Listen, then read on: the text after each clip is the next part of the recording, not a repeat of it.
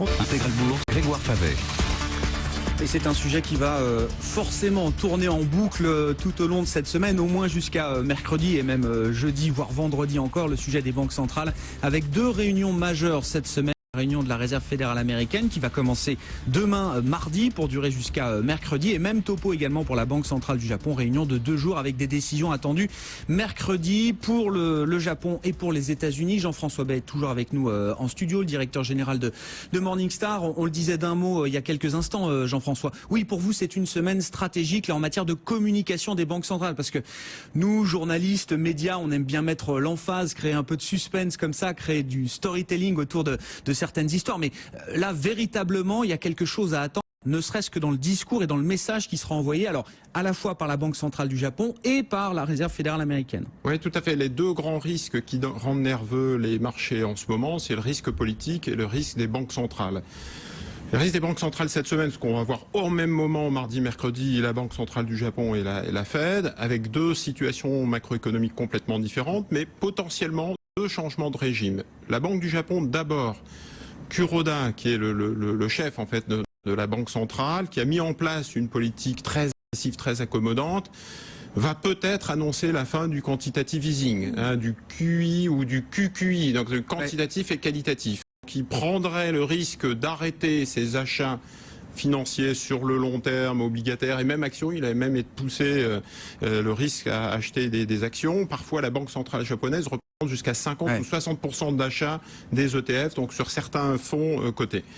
Il prendrait d'arrêter, en fait, de mettre en suspens cette politique d'achat pour se focaliser sur la partie courte de la courbe.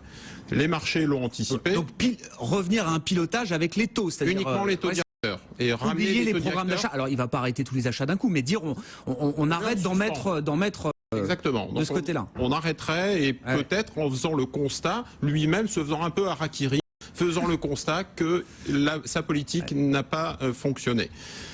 Et donc se focaliser sur les taux courts. On l'a vu sur les taux japonais depuis ces derniers mois, depuis juillet, on est passé de 0 à 0,50 sur le 20 ans japonais. Donc les marchés obligataires ont déjà anticipé ce changement de politique. Je rappelle que la situation économique japonaise est assez difficile. L'inflation qui est un petit peu, et la déflation, le risque de déflation, il y a eu un petit pic d'inflation à 2% en 2014, mais on est toujours autour de 0% et c'est même négatif sur un an.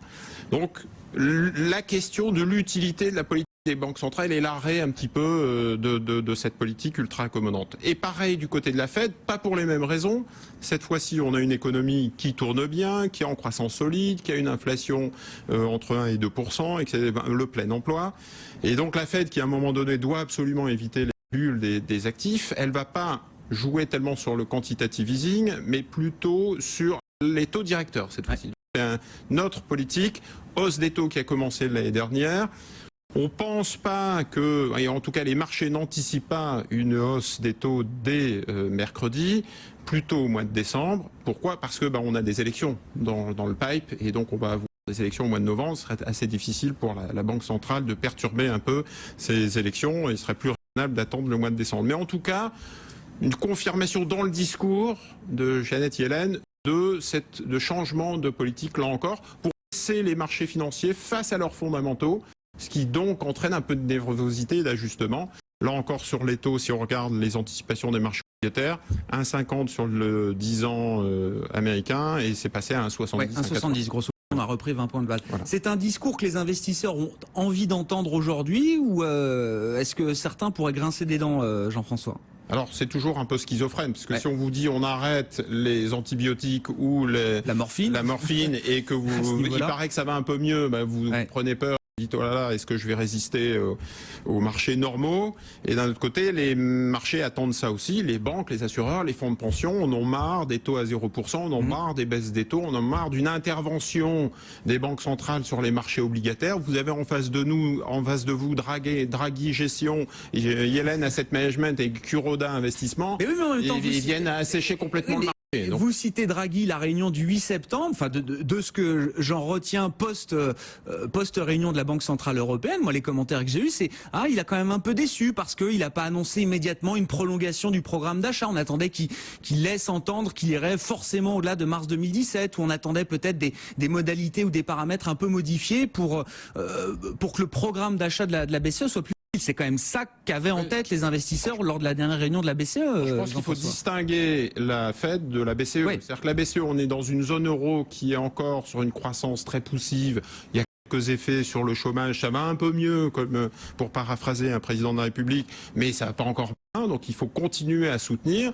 Et les marchés se disent, il faut que le relais soit pris par la politique budgétaire. Il paraît que le plan de Juncker sera quasiment doublé et qu'on va passer de 315 milliards d'investissements 500 milliards d'ici 2020, donc on dit voilà, et il paraît que les Allemands vont baisser les impôts, donc peut-être qu'effectivement, en attendant d'une politique moins incommodante, il faut aussi que la politique budgétaire joue son œuvre. À côté de ça, aux États-Unis, je le disais, la croissance économique, ça va plutôt bien, c'est de l'inflation, c'est du emploi, c'est de la consommation des ménages. Je le dis pour ceux qui nous écoutent, parce que tout le monde ne fait pas un constat aussi rose que ça. En tout cas, c'est déjà rose en relatif par rapport à l'Europe. Ça va mieux qu'ailleurs, peut-être. Ça va mieux qu'ailleurs, et à un moment donné, il faut aussi éviter les bulles d'actifs, donc l'immobilier, le crédit, les taux, les actions. Rappelons que le Nasdaq a fait plus 100% sur 5 ans. D'accord. Non, mais ça veut dire faire baisser le prix de ses actifs, dès qu'on fait donc c'est pas forcément bon pour ces actifs. Fine-tuning, c'est-à-dire que la Fed doit distiller, annoncer en cassant pas la machine et en ne déclenchant pas bien évidemment un crack sur les marchés, c'est pas son intention. Tout est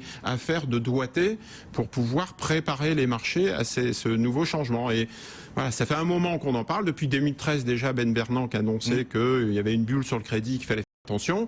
Voilà, à un moment donné, il faut enclencher ce changement, et c'est ce redoute entre guillemets et les marchés, et c'est toujours pareil, il y a des acheteurs, il y a des vendeurs. Les institutionnels qui sont acheteurs de rendement attendent des fermes qu'il y ait un peu de tension pour pouvoir racheter sur des niveaux plus élevés. Et chaque fois vous citiez 2013, donc c'est l'époque où Ben Bernanke, le prédécesseur de Janet Yellen, évoquait l'idée de commencer à envisager qu'on allait réduire les achats d'actifs. Là on parle programme d'achat de la Réserve fédérale américaine.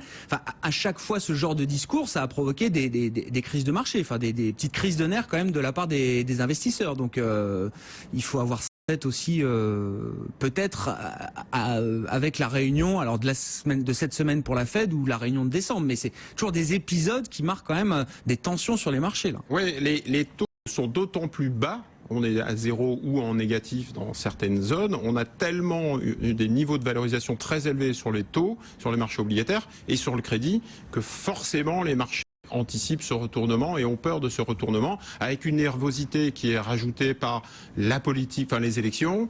On rentre dans les dernières lignes droites aux États-Unis, plus le pétrole et la Chine, les pays émergents. Donc il y a aussi d'autres, sources de risque. Bon, et ça milite pour de la prudence là, quand on comprend et quand on veut traduire le message et l'analyse que vous faites, Jean-François, en termes d'investissement, qu'est-ce que ça veut dire là? Alors plutôt pas investissement sur les taux longs, puisqu'on est en phase d'ajustement et de hausse.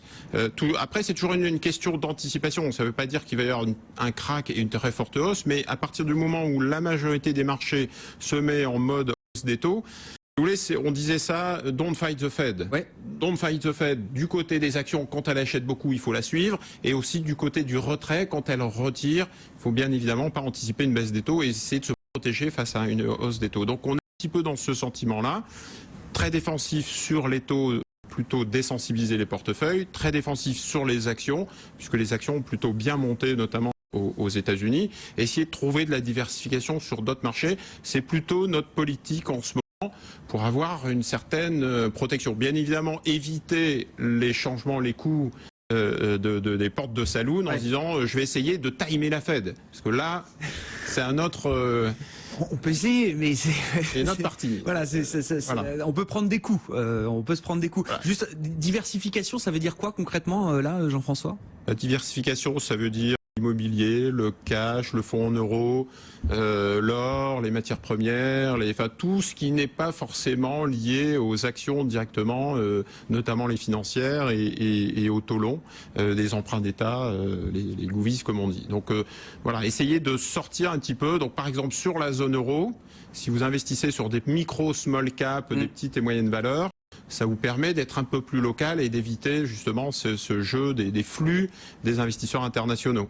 Juste un mot des flux d'ailleurs. Enfin, vous suivez jour après jour la collecte et plutôt même la décollecte qu'on a sur les fonds actions européens aujourd'hui. Enfin, l'hémorragie, voilà, c'est ça. L'hémorragie, c'est sur les grandes valeurs et l'hémorragie continue. Parce que les investisseurs internationaux sortent globalement des actions et en particulier des actions européennes.